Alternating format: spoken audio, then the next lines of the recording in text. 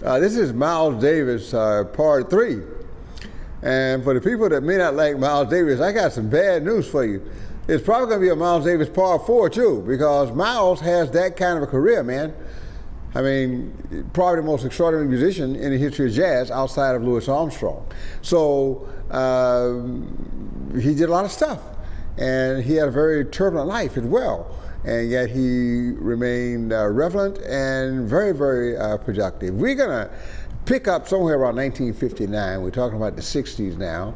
1969, Kind of Blue.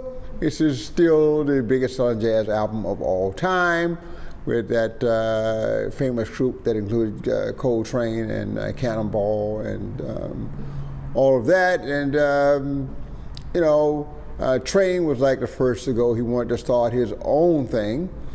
And at some point, he's replaced by Sonny Rollins, and Cannonball leaves to join his brother again to start his second quintet. So the group becomes Wynton Kelly and Jenny Cobb and Rollins and, you know, PC and whatnot. So Miles is trucking along with this group, and they do some really nice stuff, including Someday My Prince Will Come, which featured, the front cover featured the photograph of Miles' wife, Frances, at that time.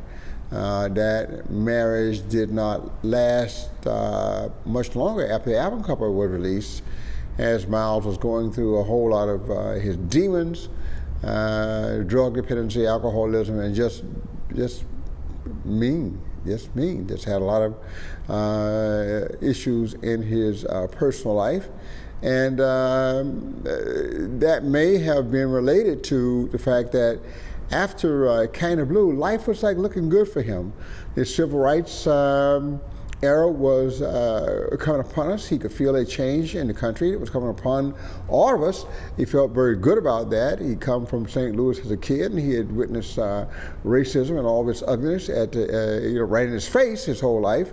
So he was actually breathing well and flexing well and feeling good about life. And he's recording a live album at the Blue Note, I believe, for the United States Armed Forces.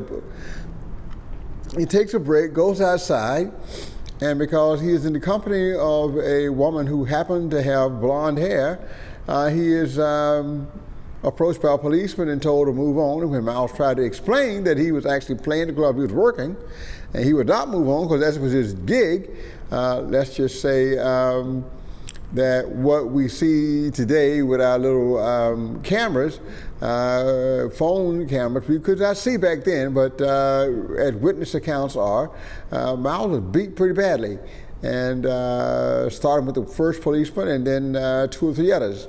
He ended up being hospitalized and everything else. And not sure if he ever recovered. He ended up having hip problems.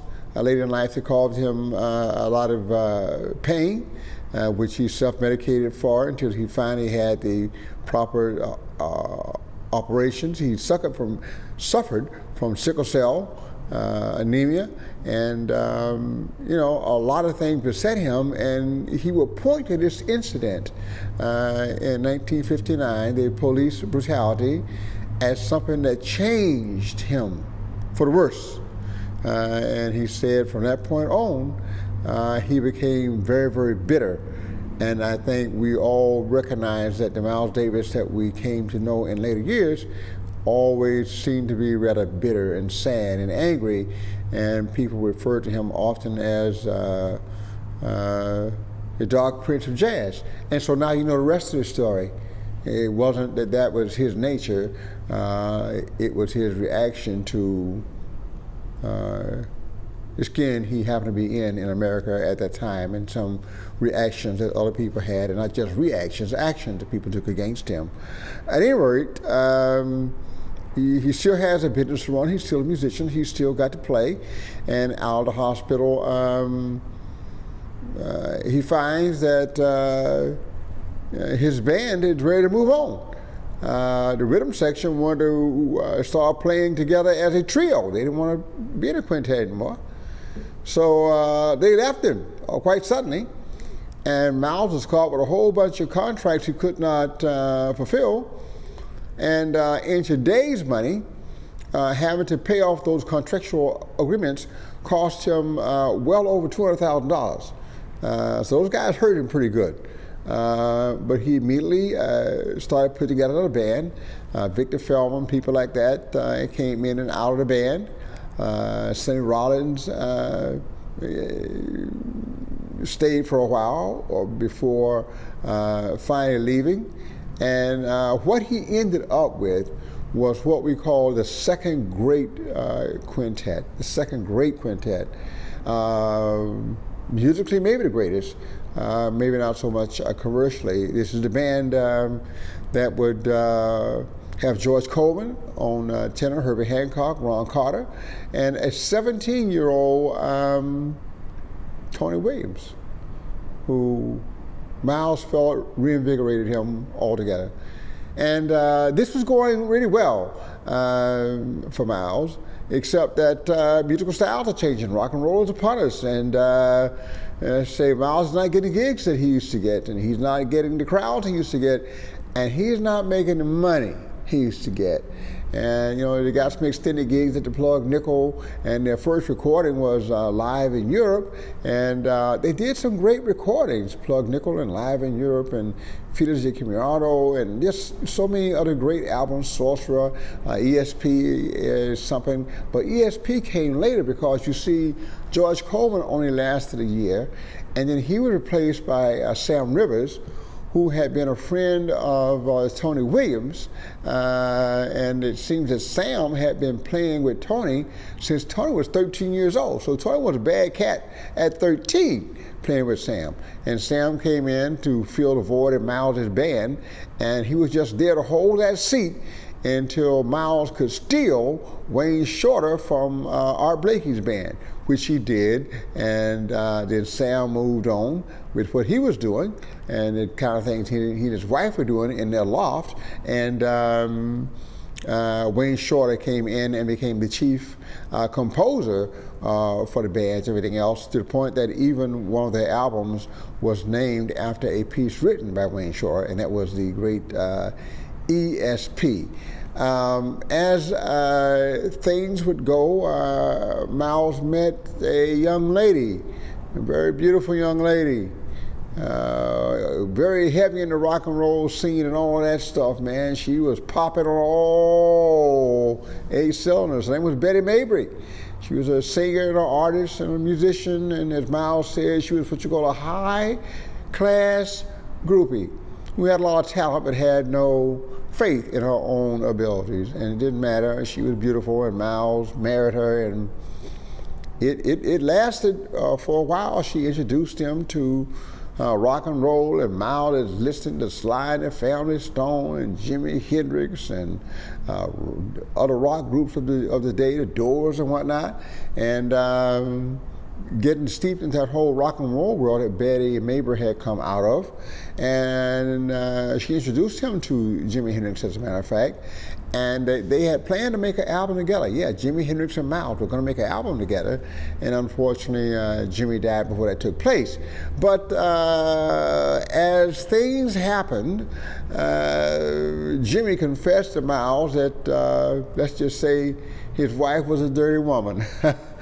Yeah, and so let's just say she got what we call a quickie divorce. I think something like thrown out of a balcony window or something like that. But that marriage ended, and but the effect of the new music, the pop, the rock and roll, the funk,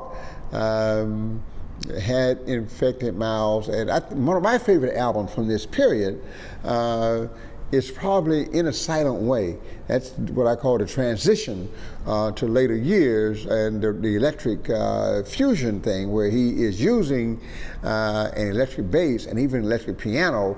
And I remember the story is Herbie came into his studio the first time he had to play that thing, and he looks around, he goes, Miles, you hired me for this gig, baby, but I don't see no piano, man. What's up? And Miles was, you playing that thing over there. Herbert's like, well, what is that? He says, it doesn't matter. You just go over there and play it. That was Miles' genius. So you see, Herbie had to walk over and acquaint himself with the Fender Rhodes electric piano and take his classical training, his classical background, and figure out how that worked with this strange new instrument that he had never touched, never seen in his life, and never intended to, and didn't like it. But that spontaneity, that creativity, that, how shall we say, necessity is the mother of invention, is what caused Herbie to launch another great chapter in his career. Miles was that kind of guy. He could see the future, and he could see how people fit in that future, and he could see things in their future that even they couldn't see. That's Miles, the visionary. So this series of albums, and they were great, a lot of them. You can research that period of time on your own time, and it's great music all through there. Led to recordings in which Tony Williams has left to start his fusion band, Tony Williams Lifetime, and new keyboardists have been brought in like Chick Corea and Joe Zawinu. And although Herbie had left the band earlier, he still did some touring and some recordings with Miles during this transitional period. An electric guitarist had been brought in. This guy was brought in initially to play with the Tony Williams Lifetime from England. His name was John McLaughlin, great guitarist, one of the most influential guys from this period, was brought in to play with Tony Williams Lifetime, and he ended up being on a couple of these albums, I believe, In a Silent Way, and most certainly an album that changed things permanently for Miles, the double album that we know as Bitches Brew. Artwork on the cover is Miles' own artwork. It's just changed the direction of music and the concept of music. Many people said Miles had sold out. Many people say, oh, he's a visionary. You know how that goes. There's always opinions about things. But this was by far the greatest commercially successful recording that Miles had made in a decade. Within 7 years, it had sold 500,000 copies. And within the next 20 years, by say 2000 or so, it had sold well over 1 million copies. So it's a very powerful and very influential piece of work, Bitches Brew, with full-on blend of electronics and acoustics, and Dave Holland is involved, and Yerto is involved, and Jack DeJohnette, and Chick, and Joe, and John, and Wayne, and just marvelous, marvelous, marvelous music. Miles is writing again, running that voodoo down, as he says. And we are at the end of just 1 decade in the life of Miles Davis. And he is resetting himself again. He has a new love in his life. He has a new child. He has a new path. And we, the public, have a new musical direction. All from this brilliant young man who left St. Louis and came to New York in 1946, and at 17 was playing on stage with the great Charlie Parker. And here he is in 1970 still changing things as only he could do. He also ended up, because of all of his medical problems, the sickle cell, the hip problems, he was pretty much past his drug dependency at this time, but he was drinking pretty heavily. And his relationship with Cicely Tyson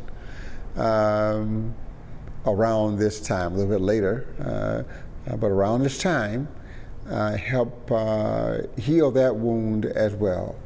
So thank you, Cicely, for making Miles more sober. I don't know if he ever was sober, but more sober, and for allowing him to create this wonderful creative journey that has brought us from bird to bitches brew over these many decades. And we still have at least one more chapter to do. Miles Dewey Davis in the 60s, baby. Thank you very much.